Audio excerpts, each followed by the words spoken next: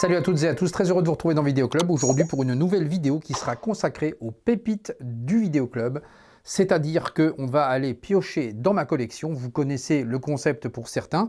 J'ai été pioché effectivement dans ma collection pour aller dénicher 5 films un peu moins connus que des films ultra populaires. Et on va effectivement en parler, en débattre. Je vais essayer de vous donner l'envie de les visionner si vous ne les connaissez pas. Alors peut-être que certains d'entre vous les connaîtront, et tant mieux pour vous, mais vous pourrez me le dire effectivement en commentaire. En attendant, je vous propose de vous installer confortablement. On est parti.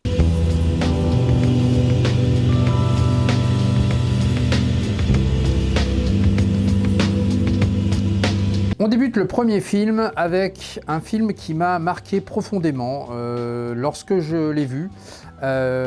Déjà parce qu'il y a un acteur, effectivement un acteur unique. Ce film a une particularité, c'est qu'il n'y a quasiment pas de dialogue dans le film. Et du coup, c'est vrai que ça donne un cachet particulier au film. Vous allez comprendre de quoi il s'agit lorsque je vais vous le montrer, puisqu'il s'agit de All is Lost, ici avec Robert Redford. Et c'est un film un peu testamentaire, j'ai envie de dire. C'est vrai que c'est particulier, comme s'il voulait nous laisser une empreinte, quelque chose, et qu'après il allait disparaître comme ça avec ce film.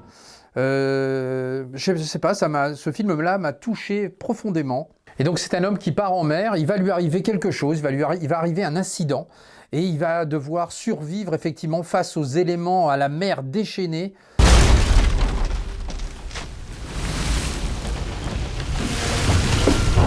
Et ça va vraiment effectivement être une sorte de combat entre lui-même et la mer. Et c'est vrai que c'est un film extrêmement émouvant, poignant, qui m'a touché vraiment profondément. Et ce qui est d'autant plus fou dans le film, c'est qu'effectivement, comme je vous le disais, il n'y a pas de dialogue. On va être pourtant totalement immergé d'un point de vue visuel et d'un point de vue son. Voilà, on est en pleine mer, on est face aux éléments avec lui. Virginia Jean, an SOS call, over.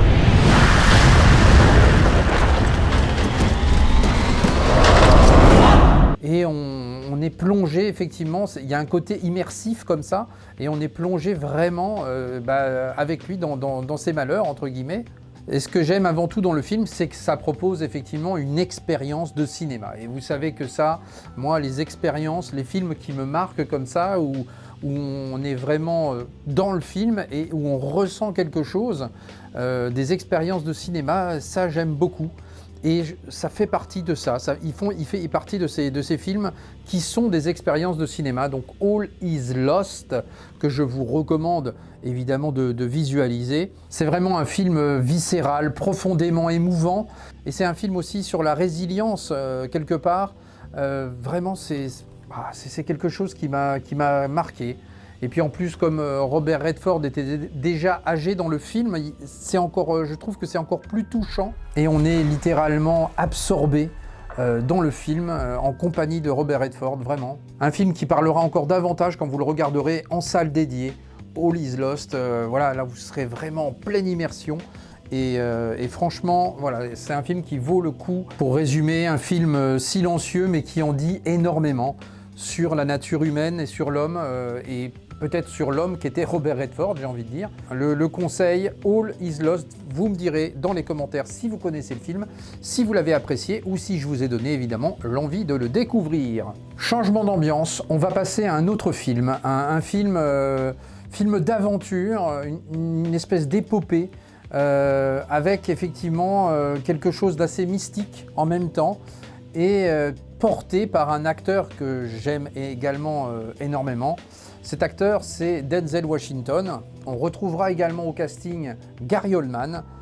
Je ne sais pas si vous aurez reconnu pour ceux qui connaissent, mais en tout cas, voici Le Livre d'Eli, ici, réalisé par les frères Hughes, à qui l'on doit notamment Menace to Society ou encore From Hell avec Johnny Depp.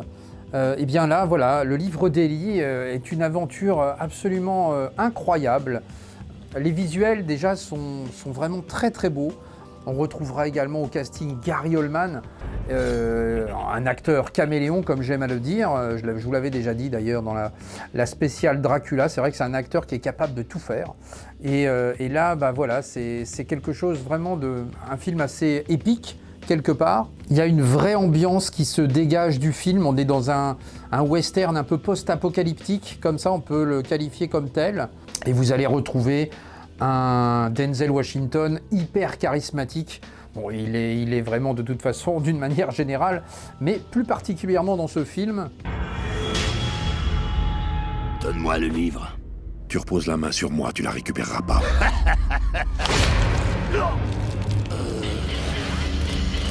Qui raconte l'histoire d'un homme qui va traverser les États-Unis avec un livre qui peut être crucial pour l'humanité. Vous découvrirez pourquoi dans le film. Mais c'est vrai que c'est une aventure effectivement prenante qui nous absorbe littéralement. Et j'ai vraiment apprécié ce livre d'Eli. Il y a également une petite particularité que vous découvrirez vraiment tout en fin de film. Et ça, vous l'aurez pas vu venir, effectivement. Et donc il faut regarder le film pour pouvoir savoir de quoi on parle. Mais c'est un film extrêmement solide, avec une vraie identité, une ambiance, une atmosphère sur ce livre d'Eli que je vous recommande également. Vous me direz à nouveau dans les commentaires si vous connaissez ce film, si je vous ai donné l'envie de le découvrir également. En tout cas, c'est un vrai conseil. D'ailleurs, le livre d'Eli sorti chez Métrope mériterait également un 4K, je pense, parce que effectivement, ça donnerait une nouvelle relecture du film avec des détails et des choses qu'on n'a pas forcément sur le Blu-ray.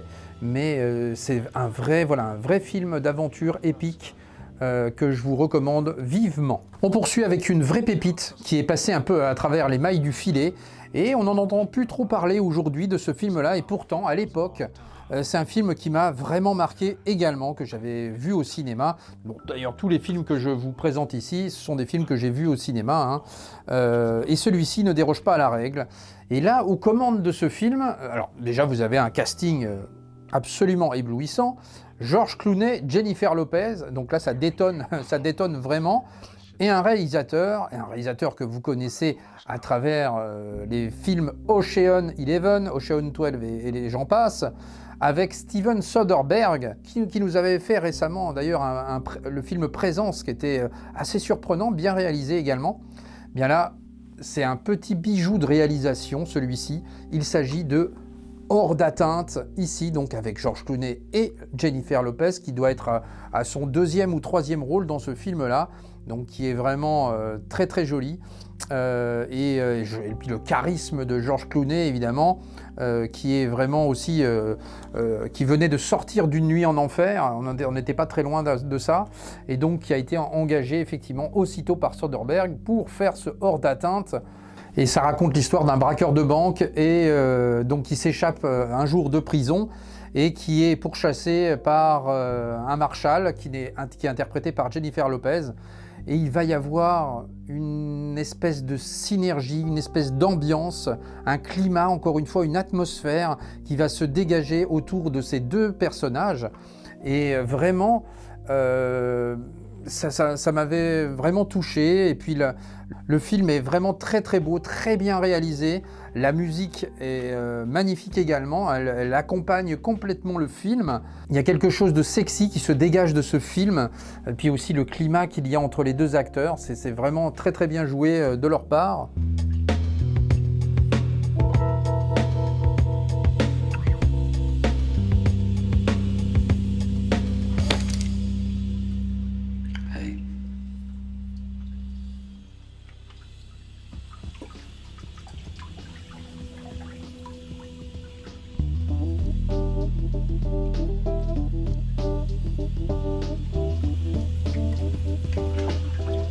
Un film vraiment stylisé, avec un très bon rythme. On prend vraiment plaisir à visualiser ce film Hors d'atteinte, avec une très bonne mise en scène. Les dialogues sont excellents. L'alchimie entre les deux acteurs, elle est parfaite. Une ambiance vraiment cool, un peu jazzy comme ça. qui se dégage du film également. C'est vraiment, vraiment très très bon. Ce Hors d'atteinte, une petite pépite effectivement de Steven Soderbergh. Un film vraiment intelligent, ultra moderne dans sa façon de raconter l'histoire. Et ça me rappelle aussi à quel point dans ces années-là, les réalisateurs effectivement étaient capables de nous proposer des choses vraiment différentes, voilà, avec des choses qui prennent en fait, des histoires originales. Donc voilà, Hors d'atteinte, en tout cas, je vous le recommande bien évidemment. Et vous me direz dans les commentaires effectivement si vous avez vu le film également et si je vous ai donné l'envie de le voir.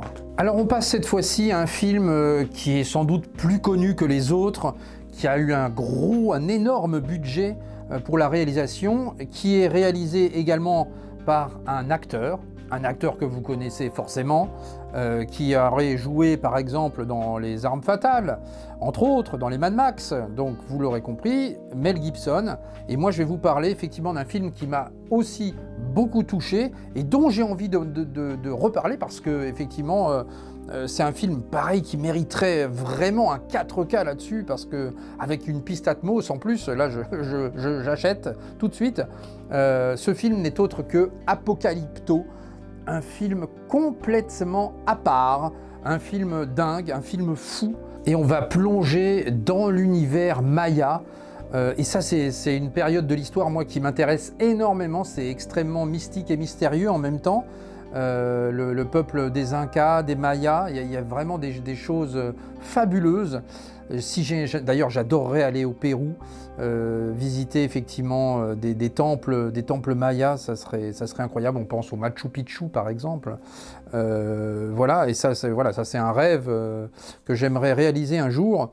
En tout cas, ce film Apocalypto me fait voyager, me fait rêver, avec effectivement une violence qui se dégage de ce film aussi. C'est extrêmement viscéral également. C'est très prenant, la BO elle est absolument magique, anthologique, de James Horner là-dessus, donc il a vraiment fait quelque chose de particulier avec cette BO qui mériterait aussi une sortie vinyle. J'ai le CD mais ça mériterait aussi un beau vinyle là-dessus. En tout cas, l'ambiance dégagée est complètement folle. Le film a été tourné dans les dialogues, avec des recherches dans les dialogues d'origine, donc ça aussi c'est aussi particulier également.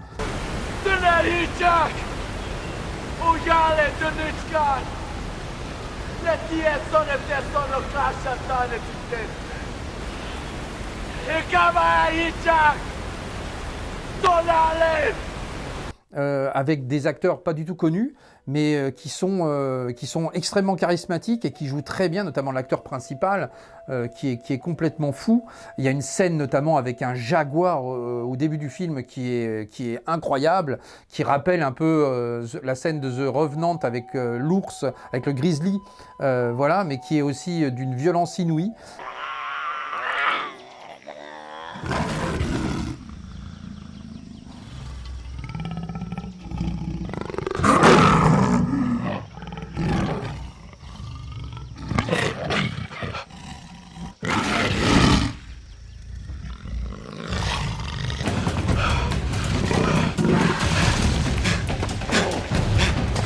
C'est prenant, il y a vraiment quelque chose de mystique dans ce film Apocalypto. Et on suit donc ce personnage qui va être capturé pour être sacrifié donc dans un autre village.